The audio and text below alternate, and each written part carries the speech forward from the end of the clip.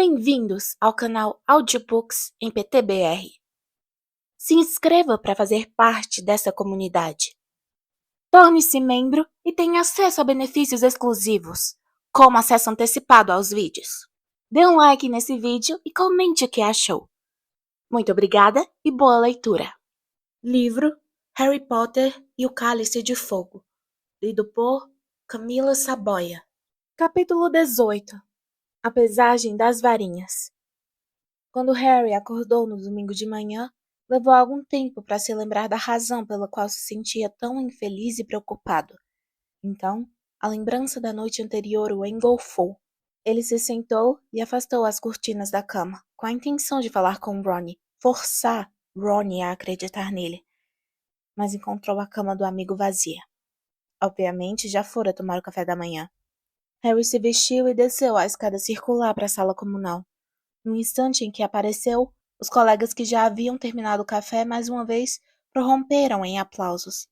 A perspectiva de chegar no salão principal e encarar o restante dos colegas da Grifinória, todos tratando-o como uma espécie de herói, não era nada convidativa. Mas era isso, ou ficar ali encurralado pelos irmãos Creevy, que lhe acenavam freneticamente para que fosse se juntar a eles. Assim, dirigiu-se resolutamente ao buraco do retrato, abriu-o, passou por ele e deu de cara com Hermione. "Olá!" exclamou ela, estendendo uma pilha de torradas que carregava em um guardanapo. "Trouxe para você. Quer dar uma volta?" "Boa ideia", respondeu Harry, agradecido. Os dois desceram, atravessaram depressa o saguão, sem olhar para o salão principal, e pouco depois estavam caminhando pelos jardins em direção ao lago, onde o navio de Durmstrang, ancorado, se refletia escuramente na água. Fazia uma manhã fria, e os dois amigos não paravam de andar, comendo as torradas, enquanto Harry contava a Hermione exatamente o que acontecera depois que deixara a mesa da Grifinória na noite anterior. Para seu imenso alívio, Hermione aceitou sua história sem duvidar. "Bem, é claro que eu sabia que você não tinha se inscrito", disse a garota, quando ele terminou de contar a cena na câmara vizinha ao salão principal. "A cara que você fez quando Dumbledore o chamou. Mas a pergunta é, quem inscreveu você?" "Porque Moody tem razão, Harry.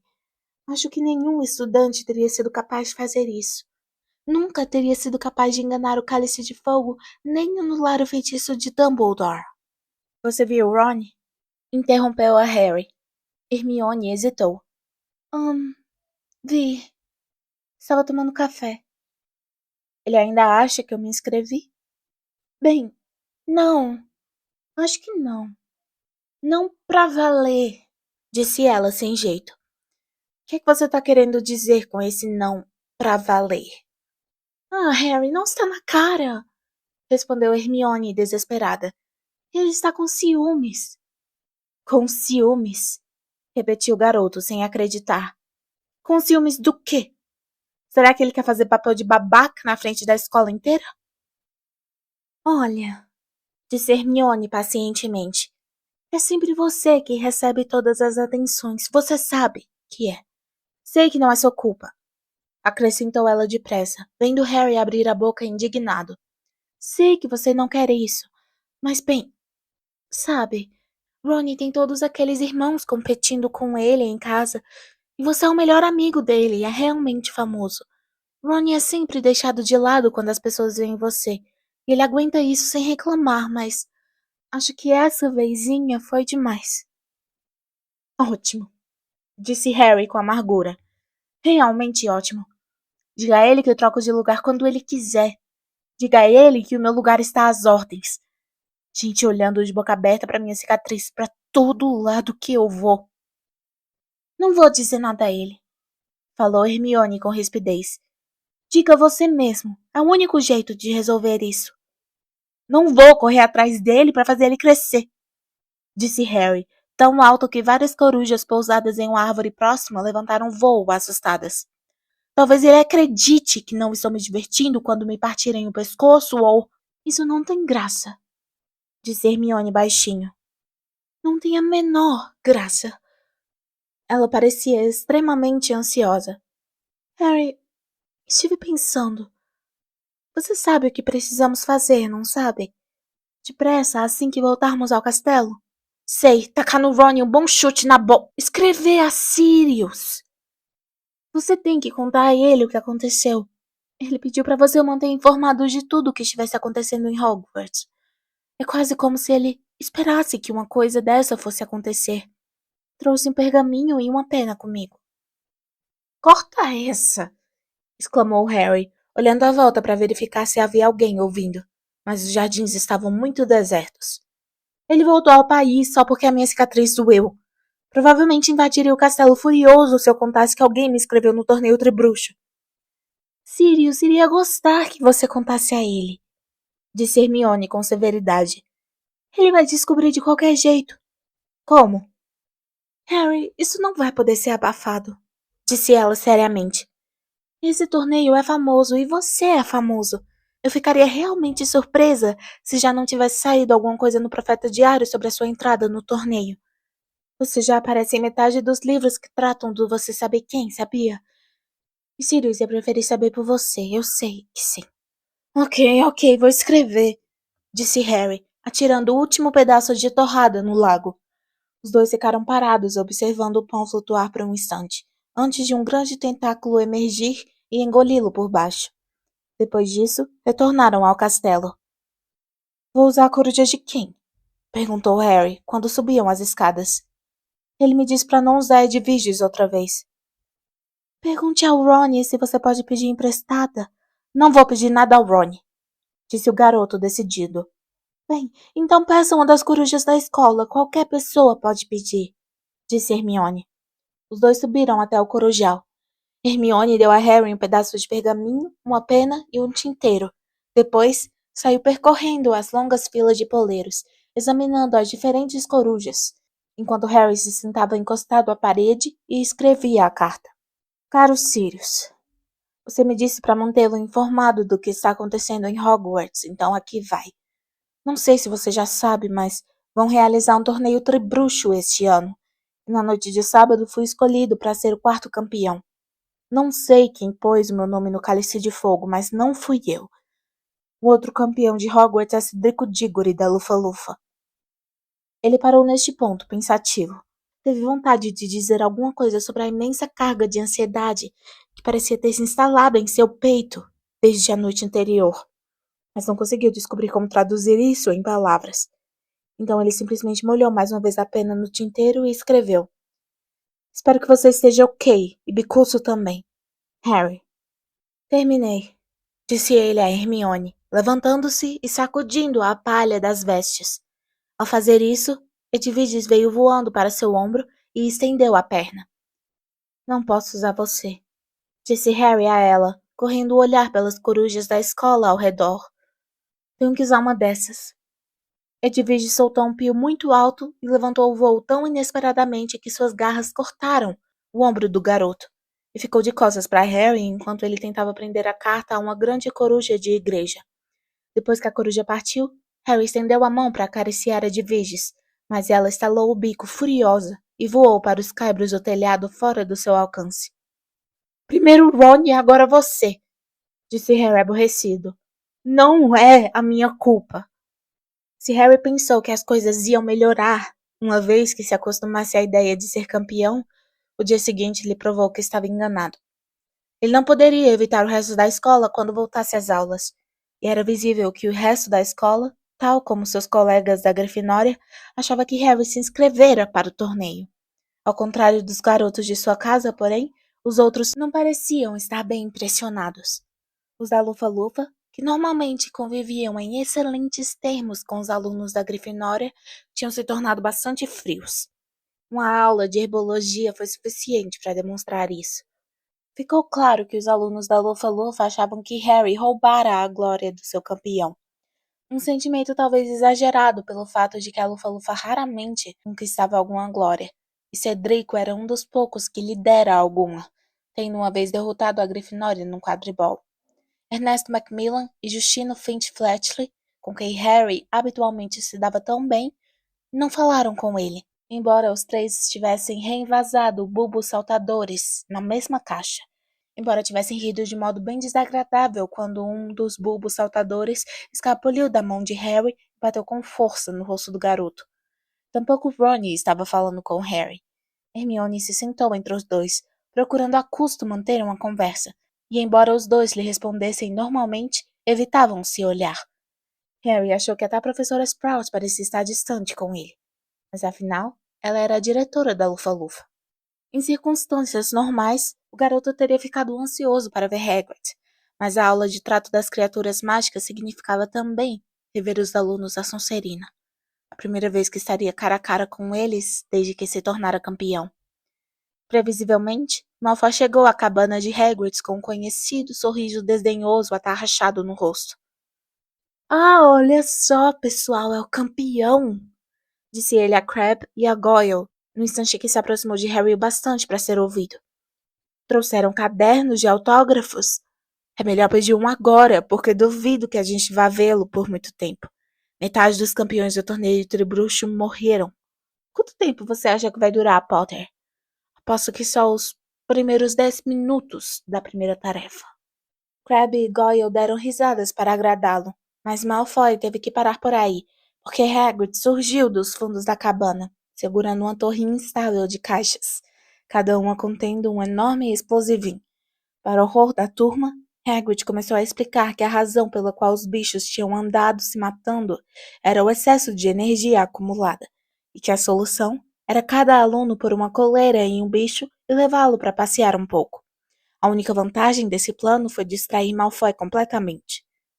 Levar essa coisa para passear um pouco?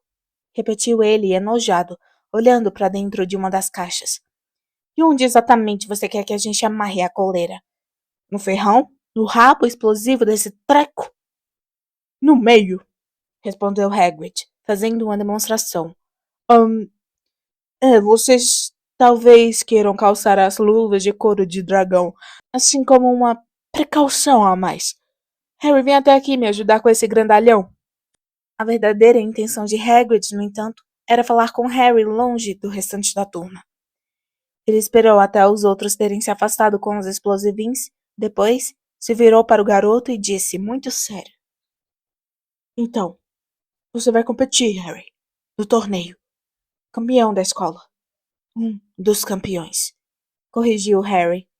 Os olhos de Hagrid, negros como besouros, pareciam muito ansiosos sob as sobrancelhas desgrenhadas. Não faz ideia de quem o meteu nessa fria, Harry? Você acredita então que não fui eu que me inscrevi?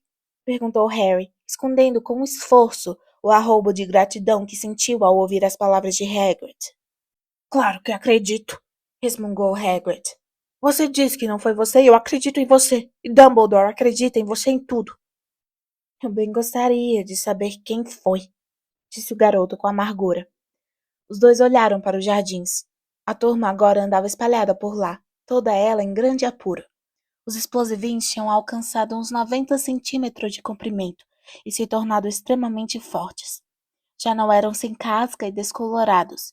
Tinham desenvolvido uma espécie de escudo acinzentado, grosso e reluzente. Parecia uma cruza de enormes escorpiões com caranguejos alongados, mas ainda não possuíam cabeças ou olhos reconhecíveis. Tinham se tornado imensamente fortes e difíceis de controlar. Parece que eles estão se divertindo, não acha? Comentou Hagrid alegremente. Harry presumiu que ele estivesse se referindo aos explosivins, porque seus colegas certamente não estavam. De vez em quando, com um alarmante estampido, a cauda de um deles explodia, fazendo-o saltar vários metros à frente, e mais de um aluno estava sendo arrastado de bruços, enquanto tentava desesperadamente se levantar. Não sei, Harry, suspirou Hagrid de repente, voltando a encará-lo com expressão preocupada no rosto. Campeão da escola. Parece que tudo acontece com você, não é? O garoto não respondeu. Parecia que tudo acontecia com ele. Era mais ou menos o que Hermione dissera quando andavam pela margem do lago. E essa era a razão, segundo ela, pela qual Ron deixara de falar com ele. Os dias que se seguiram foram alguns dos piores que Harry passara em Hogwarts. O mais próximo que ele chegara desse sentimento fora durante aqueles meses no segundo ano em que grande parte da escola suspeitara que era ele que atacava os colegas. Mas então Ron ficara ao seu lado. Harry achava que poderia suportar a atitude do resto da escola se ao menos pudesse ter Ron outra vez como amigo. Mas não ia tentar persuadi-lo a voltarem a se falar se ele não queria.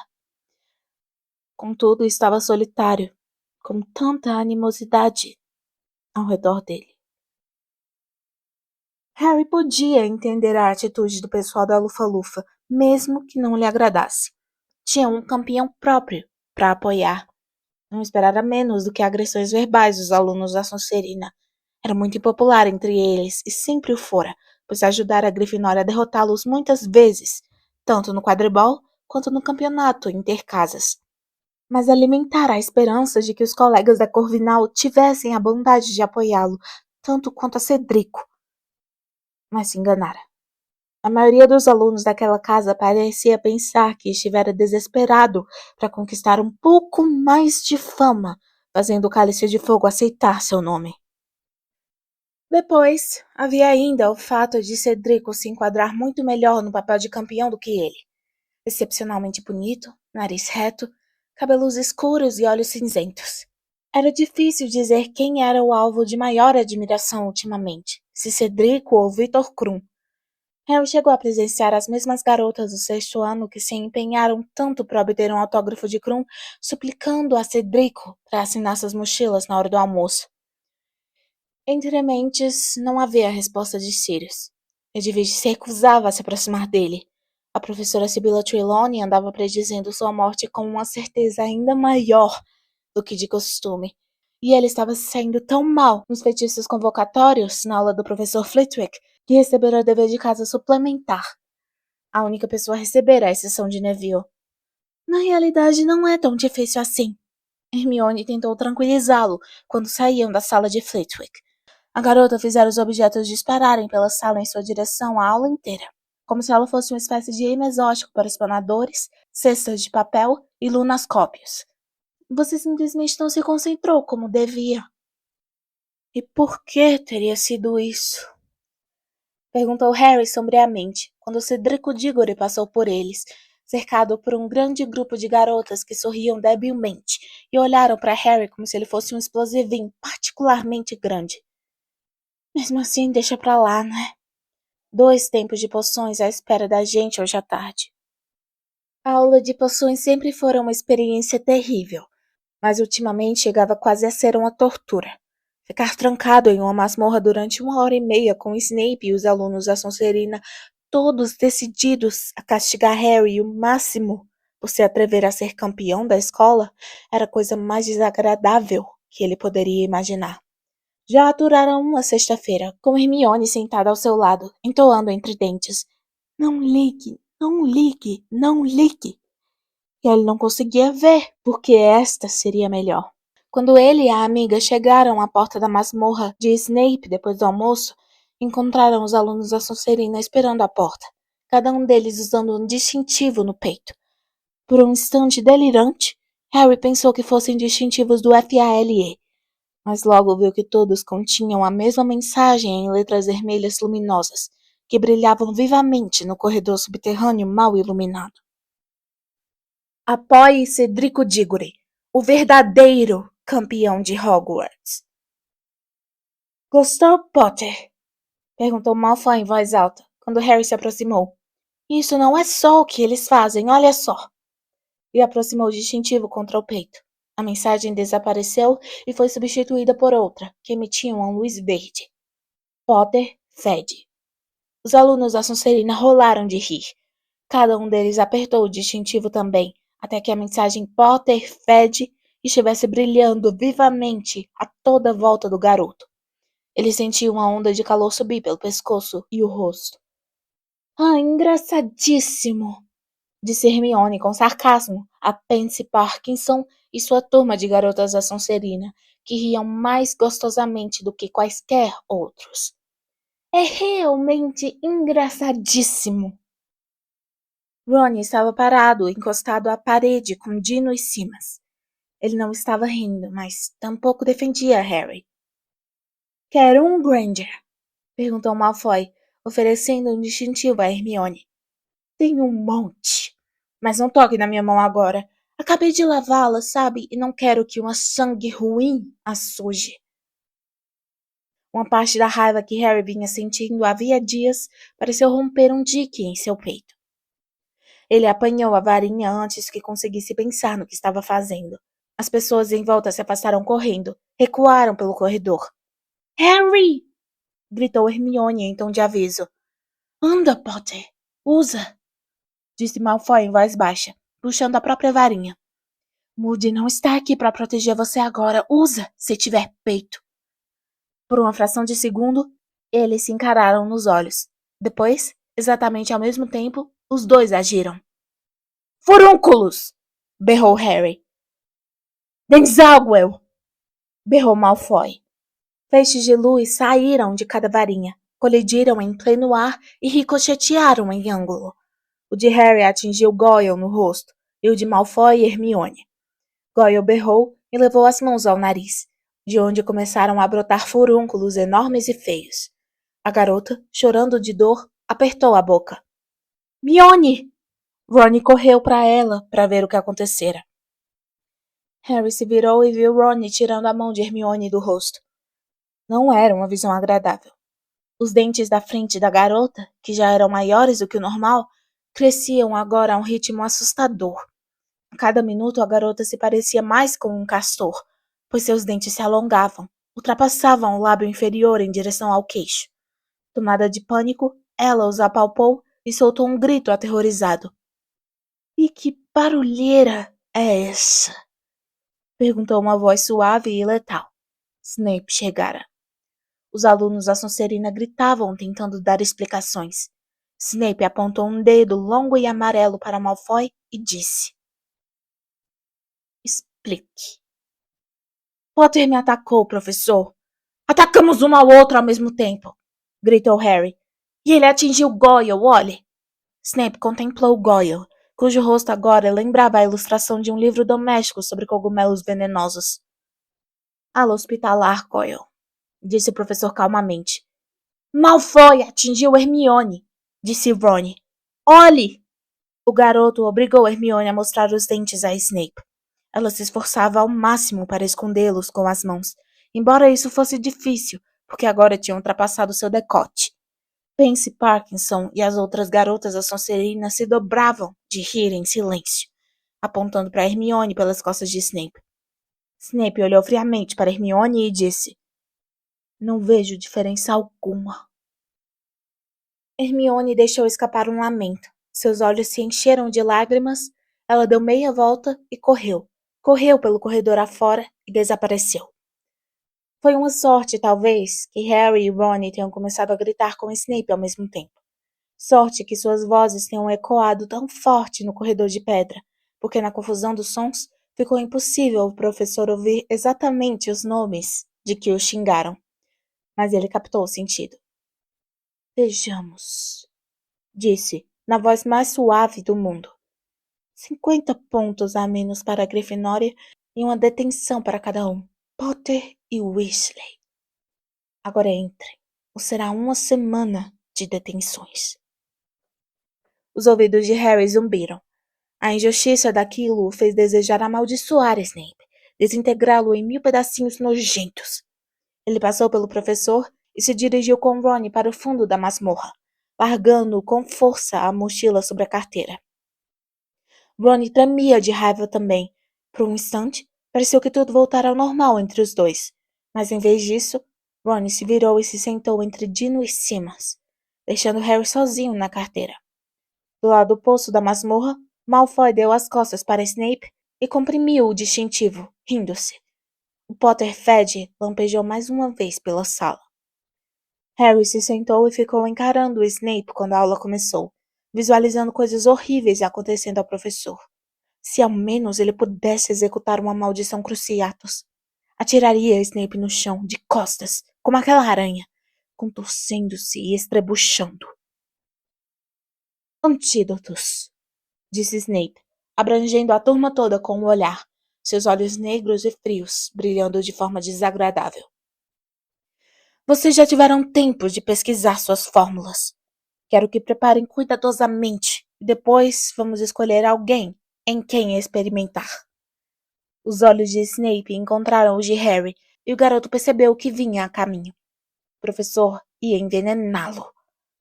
Harry se imaginou agarrando o caldeirão, correndo até a frente da turma e tacando o caldeirão na cabeça oleosa de Snape. Então uma batida na porta da masmorra invadiu os pensamentos de Harry. Era Colin Creevy. O garoto entrou discretamente na sala, sorrindo para Harry, e dirigiu-se à escrivaninha de Snape diante da turma. — Que foi? Perguntou Snape com rispidez.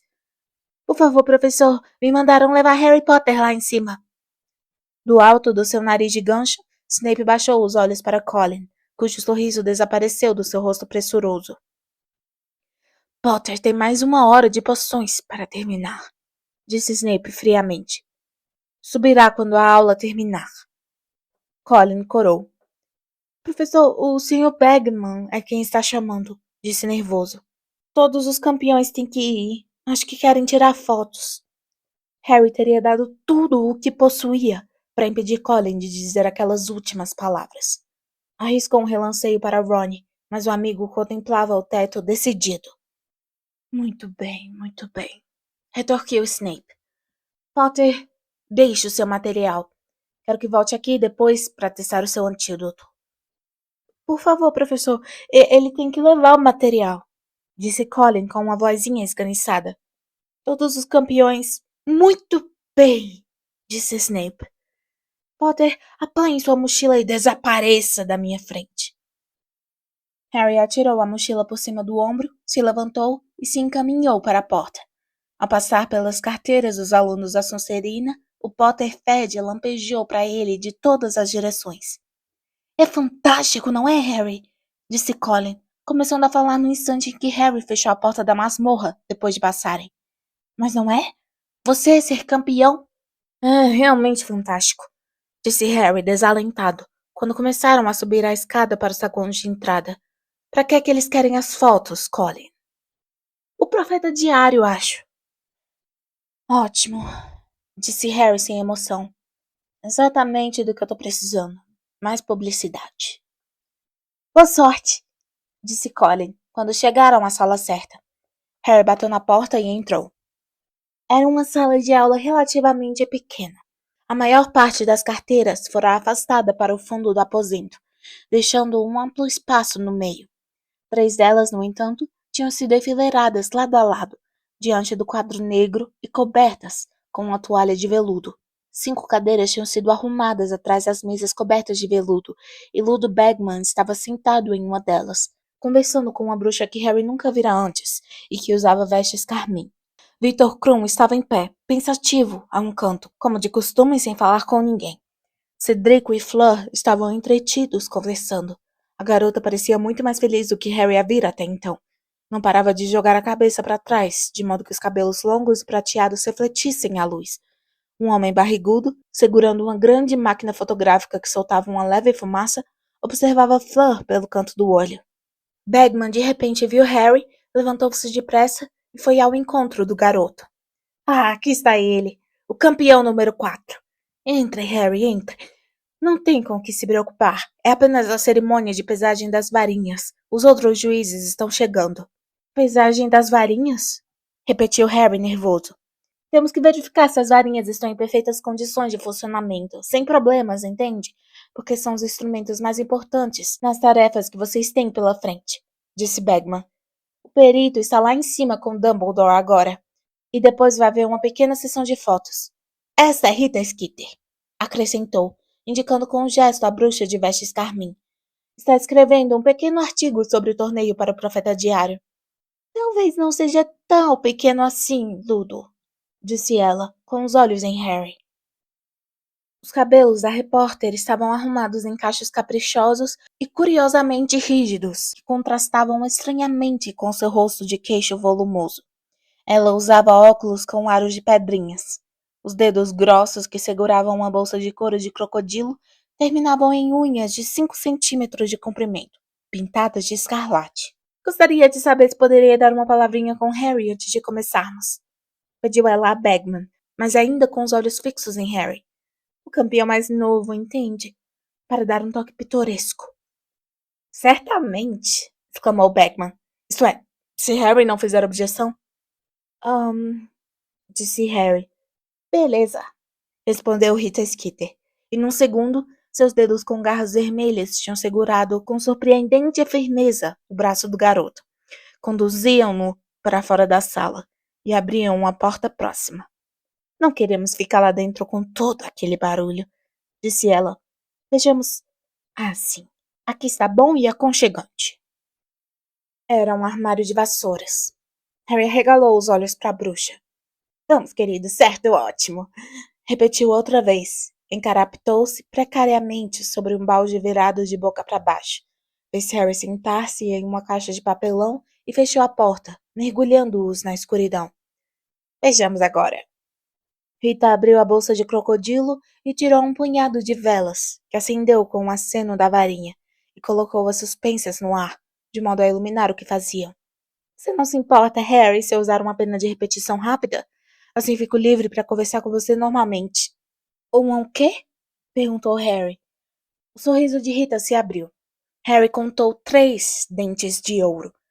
Mais uma vez, ela meteu a mão na bolsa e tirou uma pena comprida verde ácido e um rolo de pergaminho, que abriu entre os dois em cima de uma caixa de removedor mágico multiuso da Sra. Scower. Ela levou a ponta da pena verde à boca, chupou-a por um instante, com cara de quem estava gostando.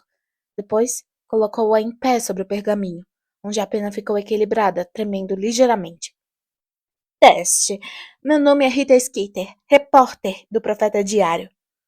Harry olhou depressa para a pena. No momento em que Rita falara, ela começou a escrever, deslizando sobre o pergaminho. A atraente Rita Skeeter, 43 anos, cuja pena em frene já esvaziou muitas reputações infladas. Beleza, disse Rita Skeeter mais uma vez, e rasgou a parte escrita do pergaminho, amassou-a e meteu-a na bolsa. Inclinou-se então para Harry e disse: Então, Harry, o que fez você decidir entrar no torneio Tribruxo? Disse Harry outra vez, mas foi distraído pela pena. Embora não estivesse falando, ela continuava a correr pelo pergaminho, e seguindo-a o garoto pôde ler uma nova frase. Uma feia cicatriz, lembrança de um passado trágico, desfigura seu rosto, de outra forma encantador, de Harry Potter, cujos olhos... Não dê atenção à pena, Harry, disse Rita Skeeter com firmeza. Relutante, Harry ergueu os olhos para ela. Agora, por que decidiu entrar para o torneio, Harry? Eu não entrei, disse Harry. Não sei como meu nome foi parar no Cálice de Fogo. Eu não o pus lá. A repórter ergueu a sobrancelha fortemente delineada. Ora, Harry, não precisa ter medo de entrar numa fria. Todos sabemos que você não deveria ter se inscrito. Mas não se preocupe com isso. Os nossos leitores adoram rebeldias. Mas eu não me inscrevi, repetiu Harry. Não sei quem... Como é que você se sente com relação às tarefas que o aguardam? Perguntou Rita Skeeter. Excitado? Nervoso? Ainda não pensei realmente. Nervoso, suponho, disse Harry. Ao falar, suas entranhas se viraram desconfortavelmente. Houve campeões que morreram no passado, não é? Disse Rita com eficiência. Você chegou a pensar nisso? Bom, dizem que vai ser muito mais seguro este ano. A pena correu veloz pelo pergaminho entre os dois, para frente e para trás, como se estivesse patinando. Naturalmente, você já viu a morte cara a cara antes, não é? Perguntou ela, observando-o atentamente. Como você diria que isso o afetou? Disse Harry uma terceira vez. Você acha que o trauma do passado deixa o desejoso de se pôr à prova? De fazer jus ao seu nome? Você acha que talvez tenha se sentido tentado a se inscrever no torneio Tribruxo porque eu não me inscrevi, disse Harry, começando a parecer irritado. Você tem alguma lembrança dos seus pais? Perguntou Rita Skeeter, abafando a resposta do garoto. Não. Como você acha que eles se sentiriam se soubessem que você ia competir no torneio Tribruxo? Orgulhosos? Preocupados? Zangados? Harry estava se sentindo realmente aborrecido agora. Como é que iria saber O que os pais estariam sentindo se fossem vivos? Percebeu que a jornalista o observava muito atentamente. De cara amarrada, ele evitou seu olhar e baixou os olhos para as palavras que a pena acabara de escrever. As lágrimas marejaram aqueles olhos espantosamente verdes quando a nossa conversa se voltou para os pais, de quem ele mal se lembra. Eu não estou com lágrimas nos olhos, disse Harry em voz alta. Antes que Rita Skeeter pudesse dizer uma palavra, a porta do armário de vassouras se escancarou. Harry olhou à volta, piscando para a claridade. Alvo Dumbledore estava parado ali, contemplando os dois apertados no armário. Dumbledore! Exclamou Rita Skeeter, parecendo encantada. Mas Harry reparou que a pena e o pergaminho tinham repentinamente desaparecido da caixa de removedor mágico, e os dedos da jornalista com garras nas pontas fechavam apressadamente a bolsa de crocodilo. Como vai? Disse ela, erguendo-se e estendendo uma das mãos grandes e masculinas a Dumbledore. Espero que tenha visto meu artigo durante o verão sobre a Conferência da Confederação Internacional de Bruxos. Encantadoramente maldoso, respondeu o diretor, com os olhos cintilantes. Gostei principalmente da descrição que fez de mim como um debilóide ultrapassado. A repórter não pareceu sequer remotamente desconcertada. Só estava querendo mostrar que algumas de suas ideias são um tanto antiquadas, Dumbledore, e que muitos bruxos nas ruas. Ficarei encantado de ouvir o raciocínio que fundamentou a grosseria, Rita, disse Dumbledore, com uma reverência cortês e um sorriso. Mas receio que tenhamos de discutir esse assunto mais tarde. A pesagem das varinhas vai começar, e não pode ser realizada se um dos campeões estiver escondido em um armário de vassouras. Satisfeitíssimo de se afastar de Rita Skeeter, Harry correu de volta à sala. Os outros campeões estavam agora nas cadeiras junto à porta, e ele se sentou depressa ao lado de Cedrico, com os olhos na mesa coberta de veludo, onde agora havia 4 dos 5 juízes, o professor Karkaroff, Madame Maxime, o Sr. Crouch e Ludo Bagman. Rita Skeeter se acomodou a um canto. Harry a viu tirar discretamente o pergaminho da bolsa, abri-lo sobre um joelho, chupar a ponta da pena de repetição rápida e equilibrá-la mais uma vez sobre o pergaminho. Gostaria de lhes apresentar o Sr. Olivaras, disse Dumbledore, ocupando o seu lugar à mesa dos juízes e se dirigindo aos campeões. Ele vai verificar suas varinhas para garantir que estejam em boas condições antes do torneio. Harry olhou para os lados e, com um choque de surpresa, viu um velho bruxo com grandes olhos azul claros parado discretamente à janela. Harry já encontrara o Sr. Olivaras antes. Era o fabricante de quem Harry comprara a própria varinha havia mais de 3 anos, no Beco Diagonal. Mademoiselle Delacour, poderia vir até aqui primeiro, por favor? Disse o Sr. Olivaras, postando-se no espaço vazio no centro da sala. Fleur Delacour fez o que o bruxo pedia e lhe entregou a varinha. Disse ele. O Sr. Olivaras girou a varinha entre os dedos longos como se fosse um bastão, e ela emitiu faíscas rosas e douradas. Depois, aproximou-a dos olhos e a examinou atentamente. Disse baixinho. 24 centímetros. Inflexível. Jacarandá. E contei. Meu Deus! Um fio de cabelos de vela, disse Fleur, uma das minhas avós. Então Fleur era, em parte, viela, pensou Harry, anotando a informação mentalmente para contar a Ron. Depois, se lembrou de que Ron não estava falando com ele. Confere, disse o Sr. Olivaras. Confere, eu nunca usei cabelo de viela naturalmente. Acho que produz varinhas temperamentais. No entanto, o seu é seu dono, se ela lhe serve. O Sr. Olivaras correu os dedos pela varinha, aparentemente à procura de arranhões ou saliências. Então, murmurou, orquídeos, e saiu um ramo de flores da ponta da varinha. Muito bem, está em ótimas condições de funcionamento, disse o Sr. Olivaras, recolhendo as flores e oferecendo-as a Fleur juntamente com a varinha. Sr. Diggory, agora o senhor. Fleur retornou delicadamente à sua cadeira e sorriu para Cedrico quando o garoto passou. Ah, são das minhas, não? disse o Sr. Olivaras, com muito mais entusiasmo, quando Cedrico lhe entregou a varinha. Lembro-me bem dela. Contém um único pelo de cauda de um unicórnio macho particularmente belo. Devia ter 1,70 m. Quase me deu uma chifrada quando lhe arranquei um fio da cauda.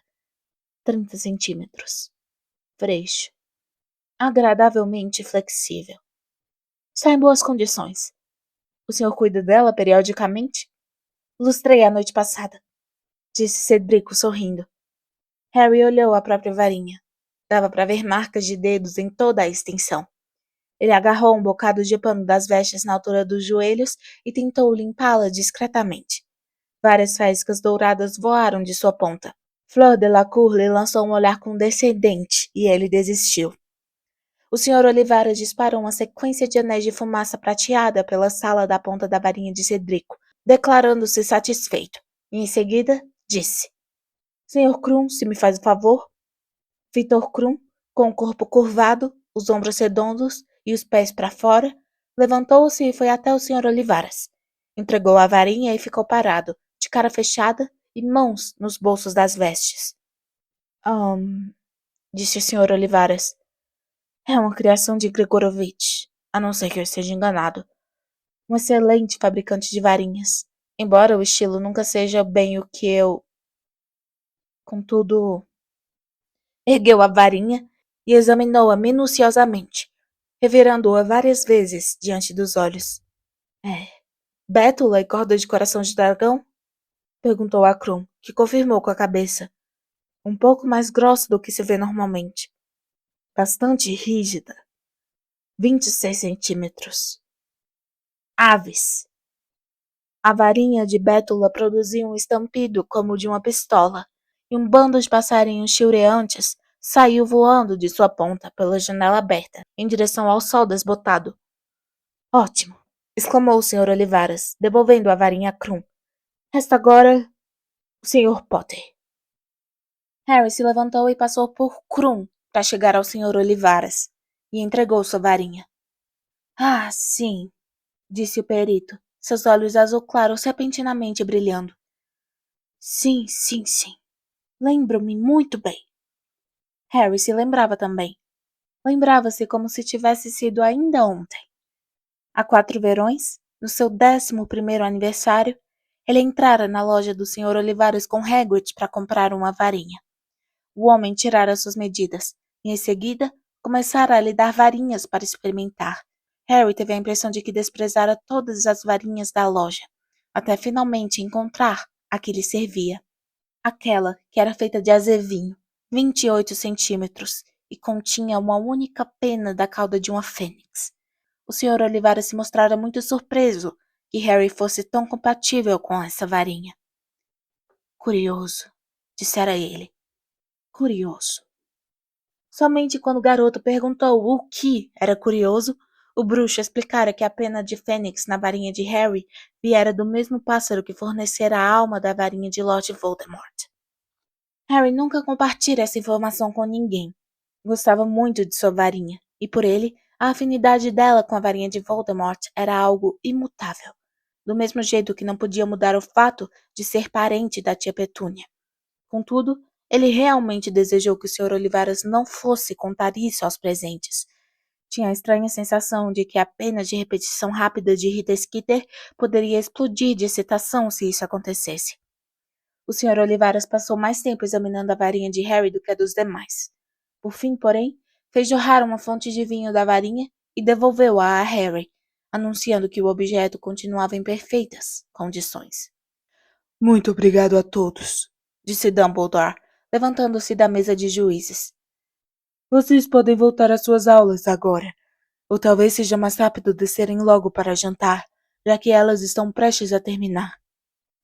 Achando que finalmente alguma coisa dera certo naquele dia, Harry se levantou para sair, mas o homem com a máquina fotográfica preta lhe deu um pulo da cadeira e pigarreou. Fotos, Dumbledore, fotos! Exclamou Bagman excitado. Todos os juízes e campeões. O que é que você acha, Rita? Certo. Vamos fazer essas primeiras, respondeu a repórter, cujos olhos estavam fixos em Harry outra vez. e depois talvez umas fotos individuais. As fotos consumiram muito tempo. Madame Maxime deixava todos na sombra sempre que se levantava, e o fotógrafo não conseguia recuar o suficiente para enquadrá-la. Por fim, ela teve que se sentar, e os demais se postaram ao seu redor. Karkaroff não parava de torcer o cavanhaque com o dedo para lhe acrescentar mais um cacho. Krum, que Harry imaginaria estar acostumado com esse tipo de coisa, procurava se esconder atrás do grupo. O fotógrafo parecia interessadíssimo em colocar Fleur na frente, mas Rita corria a toda hora e arrastava Harry para lhe dar o maior destaque. Depois, ela insistiu que se fizessem as fotos separadas dos campeões. E, finalmente, todos foram liberados. Harry desceu para jantar. Hermione não estava lá. Ele supôs que a amiga continuasse na ala hospitalar consertando os dentes. Ele comeu sozinho na ponta da mesa, depois voltou à torre da Grifinória, pensando em todos os deveres suplementares sobre feitiços convocatórios que precisava fazer. Em cima, no dormitório, encontrou Ron. Você recebeu uma coruja, disse ele bruscamente, no instante em que Harry entrou. Apontou para o travesseiro do amigo. A coruja de igreja da escola esperava-o ali. Ah, certo, disse Harry. E temos que cumprir as detenções amanhã à noite na masmorra de Snape. Saiu então do quarto sem olhar para Harry. Por um instante o garoto refletiu se devia ir atrás do amigo. Não tinha bem certeza se queria falar com ele ou lhe dar um soco. As duas opções pareciam igualmente atraentes, mas a tentação de ler a resposta de Sirius foi mais forte. Harry aproximou-se da coruja, soltou a carta da pena da ave e abriu-a. Harry, não posso dizer tudo o que gostaria em uma carta. É arriscado demais se a coruja for interceptada. Precisamos conversar cara a cara. Você pode dar um jeito de estar junto à lareira na Torre da Grifinória a 1h da manhã no dia 22 de novembro? Sei melhor do que ninguém que você é capaz de se cuidar, e enquanto estiver perto de Dumbledore e Moody, acho que ninguém conseguirá lhe fazer mal. Porém, parece que alguém está tendo algum sucesso. Escrever você nesse torneio deve ter sido muito arriscado, principalmente debaixo do nariz de Dumbledore. Fique vigilante, Harry. Continuo querendo saber de tudo o que acontecer de anormal. Mande uma resposta sobre o dia 22 de novembro o mais cedo que puder. Sirius.